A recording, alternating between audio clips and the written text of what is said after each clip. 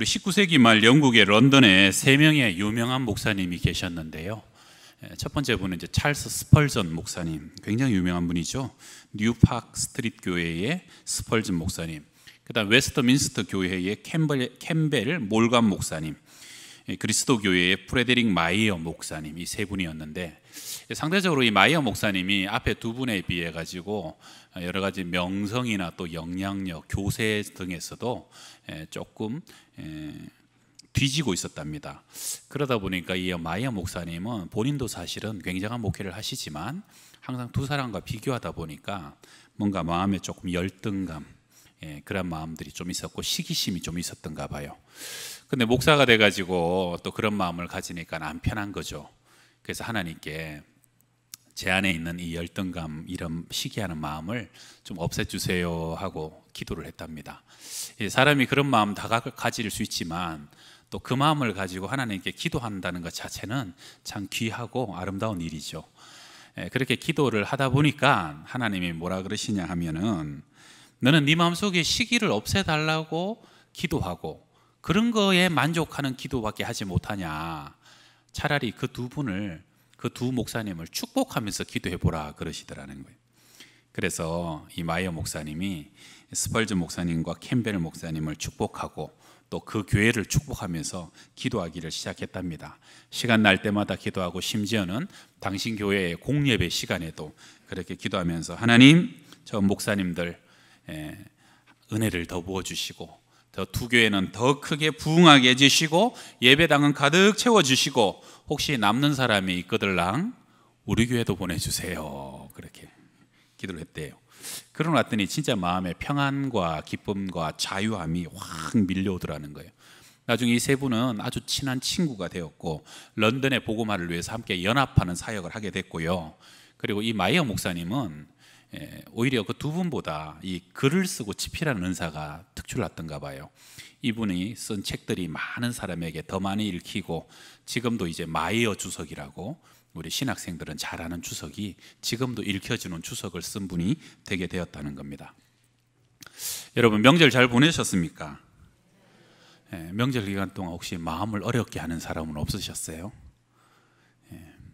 그런 사람이 있었다면 그분만을 놓고 기도해 보시길 바랍니다.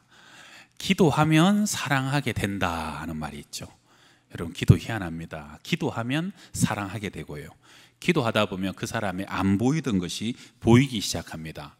누군가를 위해서 기도하고 중보한다는 것은요, 사람과 사람을 연결시켜주고 내 안에 미약했던 사랑을 더 강하게 만들어주는 끈이 됩니다. 상대를 위해서 기도한다고 하지만 나중에 지나고 보면 결국은 내가 더 많은 것을 얻게 되는 것, 이것이 중보 기도라는 겁니다. 오늘 본문의 배경은 유대인의 최고의 명절인 우리 추석과 같은 유월절입니다. 그리고 유월절로 시작되어서 무교절이 7일, 총 8일이 이어지는 명절이거든요. 그래서 무교절 마지막 날 밤이에요. 사단이 헤롯을 통해서 교회를 핍박하죠. 여기서 이제 헤롯 아그리파 1세인데 교회를 공격하는데 제일 먼저 주의 종들 야고보 사도를 공격합니다. 요한과 야고보 세베대 아들, 먼저 칼로 죽이죠. 참수형을 시키는 거죠. 그리고 난 뒤에는 베드로까지 죽이려고 베드로도 옥에 가둬놓은 상태입니다. 마태복음 20장에 보게 되면은 예수님이 예루살렘 성에 이렇게 올라가시는 길에 야고보와 요한과 그 어머니가 예수님께 청탁을 하잖아요. 주님, 임금님 되시고 영광의 자리에 앉으시면 내 아들들 좌우편, 좌상자리, 우상자리에 앉게 해주십시오 그러죠. 예수님이 너희들이 내가 마시는 잔을 마실 수 있느냐라고 물으시죠. 그때 이 두 제자가 우리가 마실 수 있나이다 하고 대답을 하게 되죠. 그래가지고 진짜 그 대화와 그 대답처럼 야고보는 제일 먼저 목베임 당하고 피 흘리고 순교당하는 첫 번째 고난의 잔을 마시게 되고요, 또 형제 요한은 오히려 90세 이상 길게 오래 살았지만 예수님 십자가상의 유언대로 네 어머니 마리아를 돌봐달라, 그 마리아를 오랫동안 돌보고 밤모섬에 유배 가가지고 계시록을 쓰기도 하고 마지막에는 에베소 교회에서 제대로 일어설 힘이 없을 정도로까지 주의 사역에 힘쓰면서 오히려 살아서 고난의 잔을 마시게 되는 그러한 사역을 마감하게 됩니다. 2절 3절 요한의 형제 야고보를 칼로 죽이니 유대인들이 이 일을 기뻐하는 것을 보고 베드로도 잡으려 할새 때는 무교절 기간이라. 목회를 천사처럼 해봐라. 그래도 미워하는 사람이 있을 것이고 목회를 악마처럼 해봐라. 그래도 너에게 박수치는 사람이 있을 것이다. 제가 전에 섬기던 교회 목사님이 우리 부목사들에게 한 번씩 해주셨던 얘기예요. 무슨 말입니까? 사람의 박수와 갈채, 사람의 명성 칭찬을 너무 쫓아서 목회하지 말라는 얘기죠. 물론 사람의 말에 귀를 기울이고 백성의 아픔에 귀를 기울이는 것이 민주주의의 아주 좋은 정신이긴 합니다만, 그러나 하나님을 섬기는 하나님의 사람들은 그 이상이 되어야 된다는 것입니다. 항상 기도하면서 하나님의 뜻이 무엇인가, 하나님의 원하시는 것이 무엇인가, 그것을 통하여서 사람에게 어떻게 내가 행해야 될 것까지 생각하는 사람이 되어야 된다는 거죠. 여러분, 이스라엘의 초대 왕이었던 사울이 패하여진 결정적인 이유가 있었는데요, 그가 하나님보다 사람을 두려워했기 때문입니다. 처음에는 하나님을 경외하고 하나님께 순종했죠. 그런데 어느 날부터인가 그는 사람의 눈치를 보기 시작합니다. 사람이 나를 어떻게 생각할까? 그래서 보란 듯이 자기를 위하여 가는 곳마다 기념비를 세우기 시작했고요, 사무엘상 15장에서도 하나님은 분명히 진멸하라, 전부 다 태워 없애라 그랬는데 좋은 양들, 좋은 짐승들은 남겨둡니다. 왜냐하면 그걸 남겨둬 가지고 사람의 환심을 사기 위해서 남겨뒀던 것이죠. 사무엘이 하나님이 당신을 버렸습니다 라고 얘기할 때도 제일 먼저 하는 얘기는 뭐냐면 내 백성과 장로들 앞에서 내 체면은 좀 세워주십시오 라고 요청합니다. 지금 하나님이 자기를 버렸다는데 그것이 나에게 큰 문제가 아니라 백성들, 장로들이 나를 어떻게 볼 건가, 내 체면이 구겨지냐 안 구겨지냐, 그것이 더 중요하다 보니까 사울은 결국 버림받는 임금이 되었다는 겁니다. 사람을 기쁘게 하는 것이 내 삶의 목적이 되면요, 반드시 망합니다. 성도 여러분, 하나님 기쁘시게 하시길 바랍니다. 사람 두려워하지 말고 사람의 평가와 인기에 너무 연연하지 말고요, 사람이 여호와를 기쁘시게 하면 그 사람의 원수도 화목해 되는 겁니다. 하나님 기뻐하시면 돌아섰던 사람도 다시 돌아오게 되는 것이고요. 히브리서 13장에도 그러므로 우리가 담대히 가로되 주는 나를 돕는 자신이 내가 무서워 아니하겠노라. 사람이 내게 어찌하리요. 어거스틴은 사랑의 질서를 얘기했죠. 사랑이 질서대로 이루어져야 온 세상을 사랑하게 된다는 겁니다. 첫 번째는 하나님을 사랑하라는 거예요. 하나님을 사랑하고 온전히 사랑하면 반드시 사람도 사랑하게 돼 있고요, 또 그 사랑이 사람에게 흘러가게 된다는 겁니다. 그 다음에 사람을 제대로 사랑하게 되면 그 다음에는 동물도 식물도 광물도 질서대로 사랑함으로 온 세상 삼라만상을 다 사랑하게 되는 사랑의 질서가 세워진다는 것입니다. 헤롯이 사람 기쁘게 하려고 야고보 죽이고 또 기뻐하는 거 보고 베드로도 죽이면 내가 인기가 더 올라가겠구나, 그래서 베드로까지 옥에 가둬놓는데 명절이 시작되었던 거죠. 유대인들은 명절에 절대 사람 죽이지 않거든요. 죽이려고 가뒀다가 죽이는 것도 사람 눈치 봐가면서 또 죽이지 못하고, 그러다가 이제 명절 끝나고 이제 내일 끌어내 가지고 죽이자 하고 생각하고 있고 철통같이 베드로를 가둬놓은 거죠. 4명이 한 조가 돼 가지고 그것도 16명이 교대로 지키는 거예요. 한 사람은 오른쪽에 쇠사슬에 같이 묶여 있고 오간에서, 또 한 사람은 왼쪽에 쇠사슬에 같이 묶여 있고, 한 사람은 그 바로 앞에 지키고 있고, 또 한 사람은 그 앞에서 또 지키고 있고, 그러니까 철통같이 지키고 있는 겁니다. 이 사람의 힘으로는 도저히 빠져나갈 수 있는 재간이 없는 거예요. 그러니까 교회는 어떡합니까? 베드로를 위해서 기도하기 시작하는 거죠. 5절에 우리 5절 같이 읽어봅시다. 이에 베드로는 옥에 갇혔고 교회는 그를 위하여 간절히 하나님께 기도하더라. 여러분, 성경 안에 보게 되면 오늘 본문에도 기적이 일어나는 몇 가지 조건이 있는데요, 첫 번째는 하나님의 기적은 꼭 사람의 고난과 어려움 중에 일어납니다. 홍해를 만나니까 홍해가 갈라지는 기적이 일어나는 것이고요, 사르밧 과부가 지금 먹을 것이 없어서 아들과 굶어 죽을 지경이 되니까 하나님이 기적을 일으키셨어서, 통에 가루가 떨어지지 않고 기름에 병이 닿지 않는 기적을 일으키시는 거예요. 가나 혼인잔치에서도 그 포도주가 바닥이 드러나니까, 큰 어려움을 당하니까 주님이 그때 가나의 첫 포도주를 만드시는 기적을 일으키게 되었다는 것이죠. 그래서 여러분, 사람이 어려움 없고 환난이 없으면 좋겠지만, 그러나 하나님의 특별한 은혜, 특별한 기적은 또한 환난과 역경 중에 임하게 된다 하는 것. 두 번째 기적은 사명을 완수하기 위하여 일어납니다.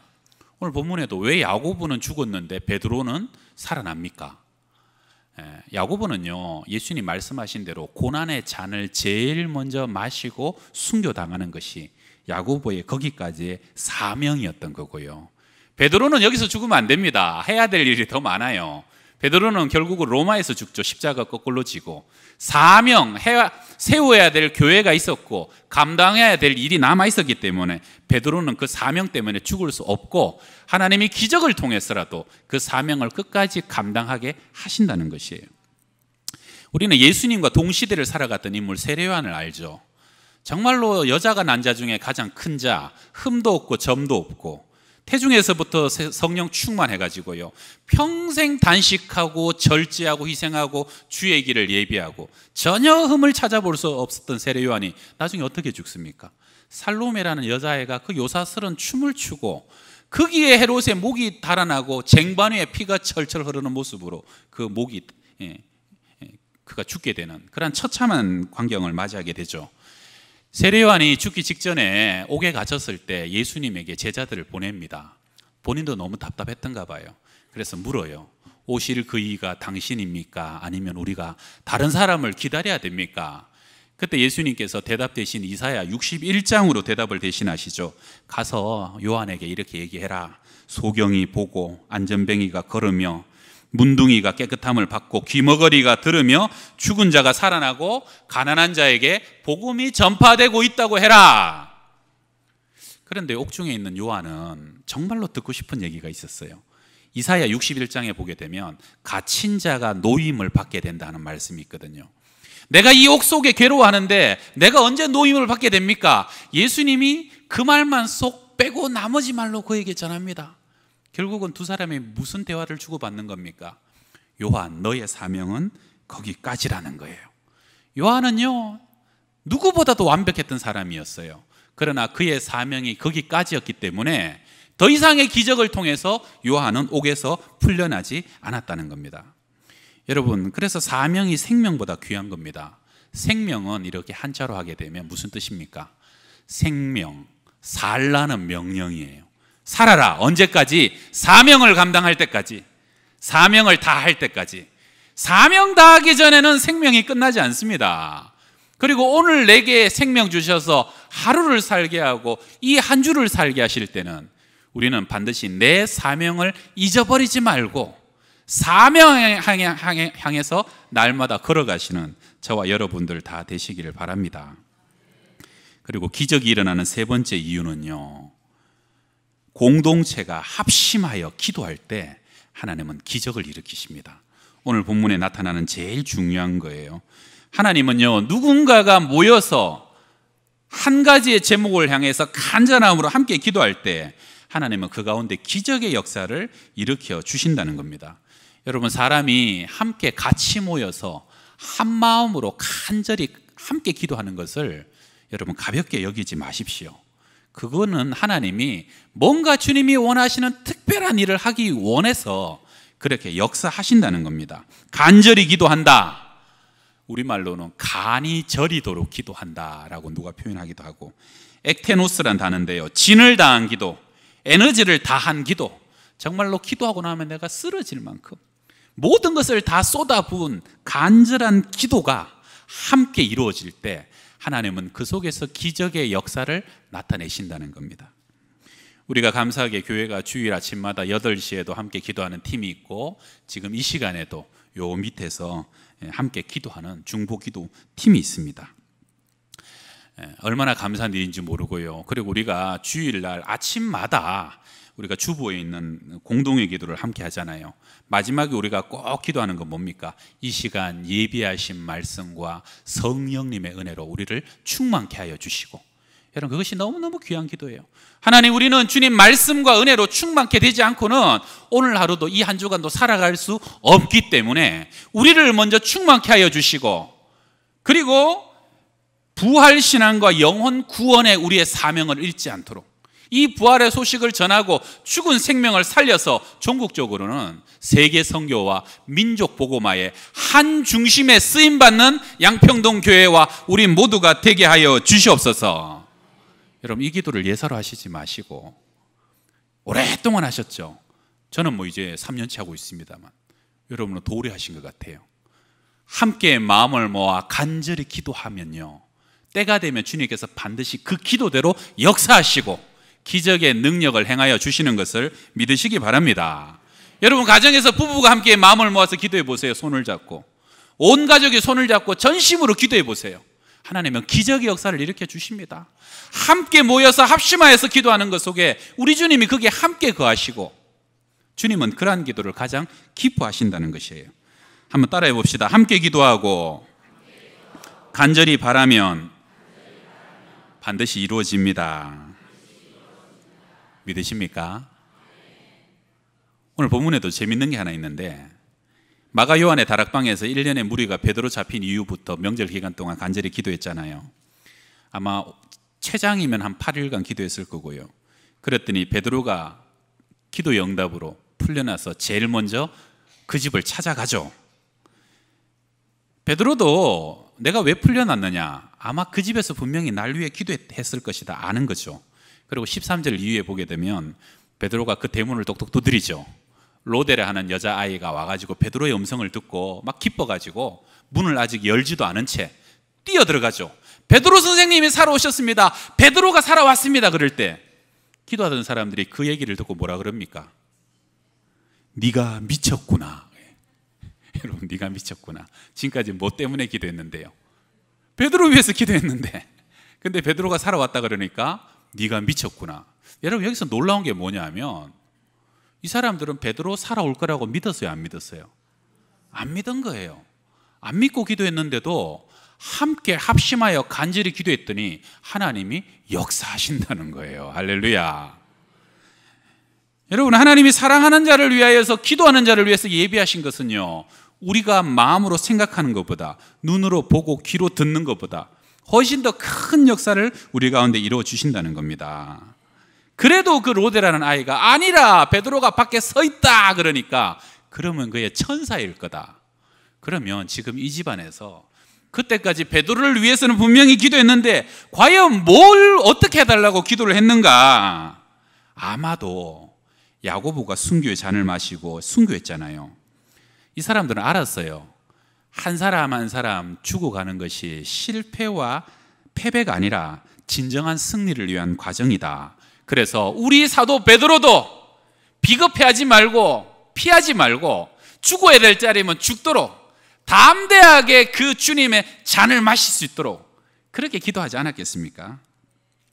여러분, 이 본문은 참 저희들에게도 전율이 느껴지는 교훈인데, 주의 종을 위해서 기도하실 때 죽어야 될 자리가 있다면 기꺼이 죽도록, 진리 앞에서 비굴하지 않도록, 사단의 힘과 위협 앞에서 타협하지 않고 세상의 방식이 아니라 하나님의 방식대로 승리하는 주의 종이 되도록, 교회가 되도록 기도해 주시기를 바랍니다.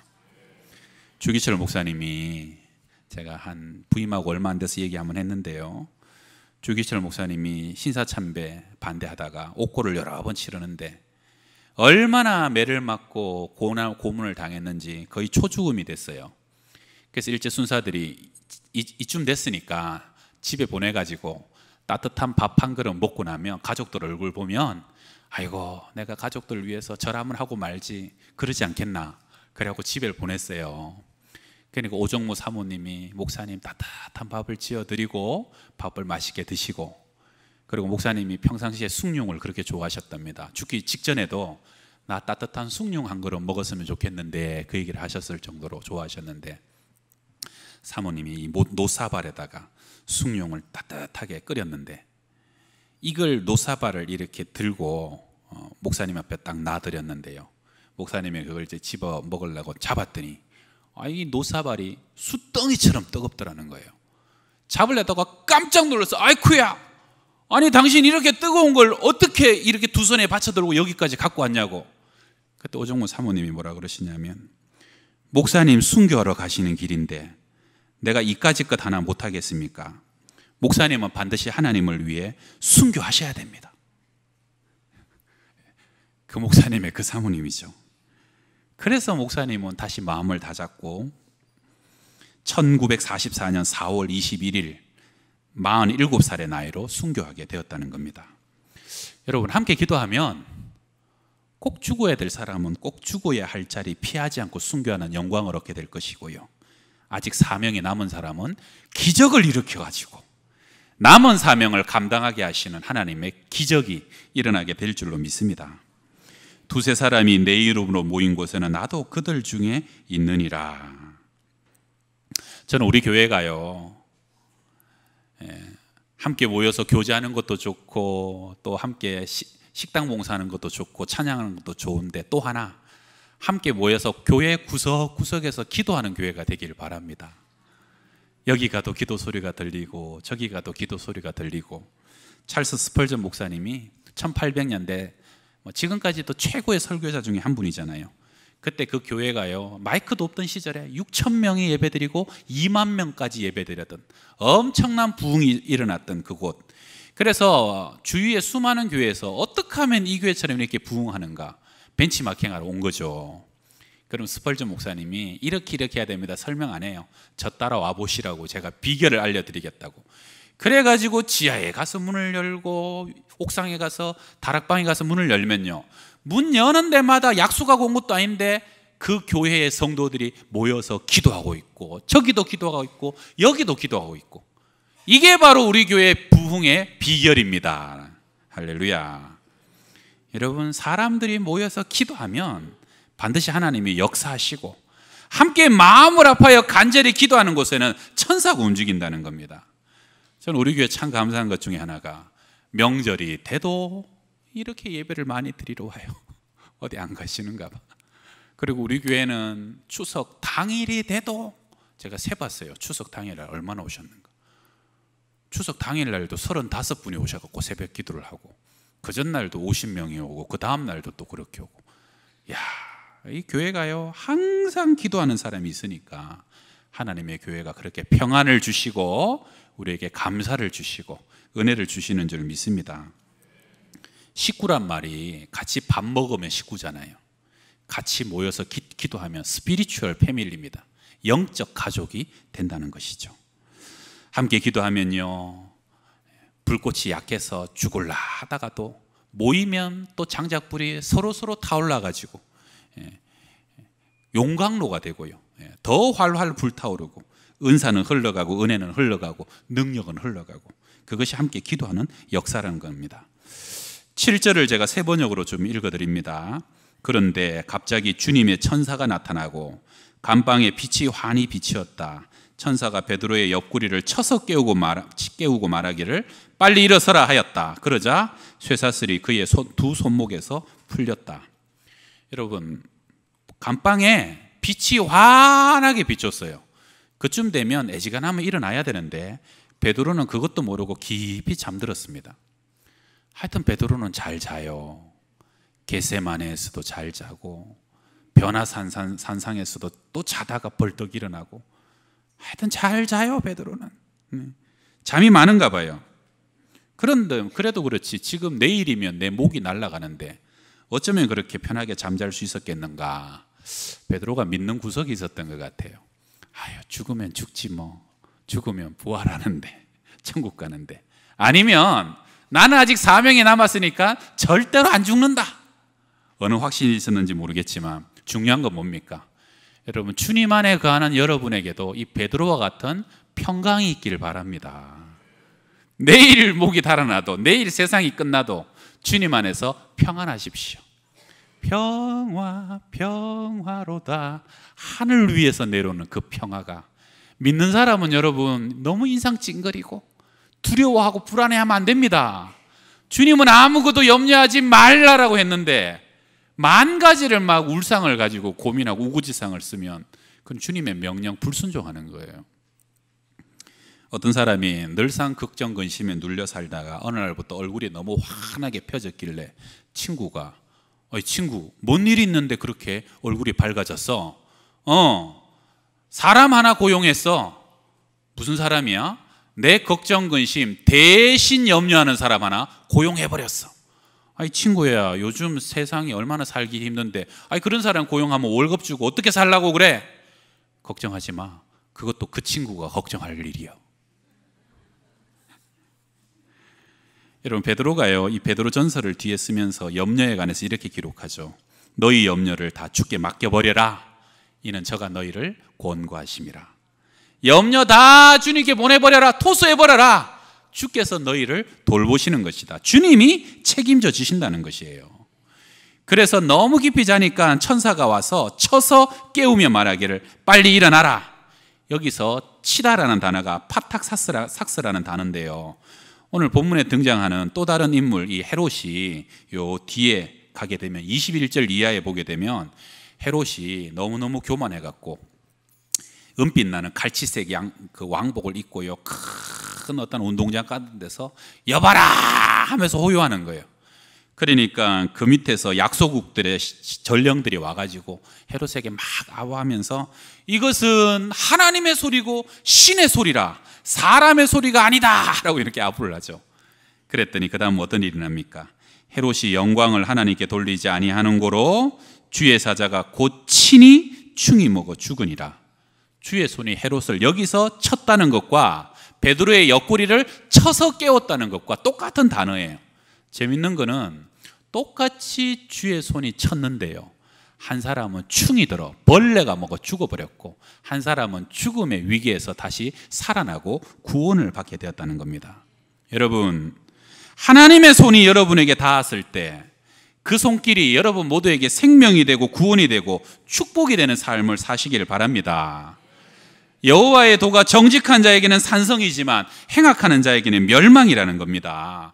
오늘 주님 오신다고 하더라도 나는 주님의 품이 그립고 주님의 손길이 그립고 아멘 주 예수여 어서 오시옵소서, 항상 그렇게 주님을 사모하고 기대하고 고대할 수 있는 그러한 삶을 살아갈 수 있는 복된 인생이 되시길 바랍니다. 그렇게 옆구리를 쳐서 깨운 베드로가 일어났더니 쇠사슬은 손에서 저절로 척 하고 벗겨지고요, 쇠문도 저절로 열리더라는 겁니다. 여기서 참 또 재밌는 게 뭐냐면 사람이 할 수 없는 것은 천사가 다 해줬어요. 쇠사슬도 열리고 옥문도 열리고 또 앞에 가니까 잠겼던 쇠문도 철컥철컥 하고 다 열리는 거예요. 그런데 베드로야, 띠띠라, 신발 신어라, 겉옷 잊어버리면 안 되지, 겉옷 덜쳐매라, 네 발로 걸어가라. 여러분, 이 하나님 일하시는 방법이 참 재밌습니다. 사람이 해야 될 일을 하나님이 다 해주시지 않아요. 사람이 해야 될 일은 반드시 사람이 해야 되고요, 사람이 할 수 없는 것은 하나님이 역사하신다는 거예요. 하나님은 사람의 최선과 함께 일하시고 사람의 최선은 하나님의 기적을 완성한다. 이것이 하나님이 일하시는 스타일입니다. 하나님은 아무리 기적을 일으키시고 능력을 일으키셔도 사람이 해야 될 일을 다 해주시지 않아요. 그래서 우리는 성실해야 하고 이미 주신 것들을 귀히 여기고 최선을 다해 살아가야 하는 이유가 여기 있다는 겁니다. 여러분, 야이로의 딸, 죽은 딸이 살아났을 때 보세요. 살아났는데 너희가 먹을 것을 주라. 배고프지 않냐? 먹을 것은 너희가 만들어 주라는 거예요. 나사로가 살아났어요. 주님께서 그 죽은 지 나흘이나 된 나사로를 살려내셨는데 돌무는 너희들이 굴려야 되는 거예요. 그 수족이 배에 이 헝겊에 쌓여서 나오면 풀어놓아 다니게 해라. 푸는 것은 니들이 풀어주라는 거예요. 사람이 하는 일은 하나님이 직접 하시지 않는다는 거예요. 오병이의 기적이 일어나고 난 뒤에도 뭐라 그러셔요? 하나도 버리는 거 없게 해라. 12광주리에 남은 것을 다 거두잖아요. 하나님은 당신의 기적을 낭비하지 않으십니다. 그렇게 풀려난, 기적으로 풀려난 베드로가 제일 먼저 찾아간 곳이 어디예요? 마가 요한, 나중에 마가 다락방이죠. 거기서 나를 위해서 성도들이 분명히 기도했을 것이다. 기도하니까 천사가 온 것이고 하나님의 역사가 일어난 것이다. 결국은 기도가 사람을 살리고 하나님의 복음의 진보가 멈추지 않고 계속 확장되도록 역사하게 된다는 것이죠. 이제 가을이 다가왔습니다. 가을에는 기도하게 하소서 하는 시도 있죠. 여러분, 명절도 지났고 날씨도 이제 제법 선선해졌습니다. 고난 중에도 기도하시지만 평안한 중에도 특별히 기도하기 좋은 계절에 깨어 기도하실 수 있길 바랍니다. 잠시 여름 동안 기도를 쉬었던 분은 다시 기도의 자리에 서실 수 있길 바라고요. 특별히 이번 주에 교구 연합 예배가 있는데 함께 모이는 연합의 자리, 또 구역 예배와 같이 연합하여 가족이 함께 마음을 아파하고 구역 식구가 함께 마음을 아파요. 누가 아픕니까? 큰 시험 속에 있습니까? 여러분, 간절히 함께 손을 모아서 기도해 보세요. 하나님이 응답하시고 역사해 주시는 줄 믿습니다. 또한 우리 교회에게 주신 영혼 구원과 전도의 사명, 선교의 사명, 기도함 속에 함께 잘 감당해 가시는 저와 여러분들 다 될 수 있기를 축원합니다. 기도합시다. 하나님 아버지, 감사합니다. 고난 중에 우리 주님은 기적을 일으키셨고 사명 감당하기 위해 기적으로 우리를 도우시고, 또한 우리가 함께 모여 기도할 때 하나님의 기적은 역사됩니다. 명절도 지나고 선선한 가을을 맞이합니다. 깨어 기도하게 하시고 영혼 구원에도 앞장서게 하시고 언제라도 다시 오실 주님을 사모하는 삶 하루하루 살아가게 하여 주시옵소서. 예수님의 이름으로 기도합니다. 아멘.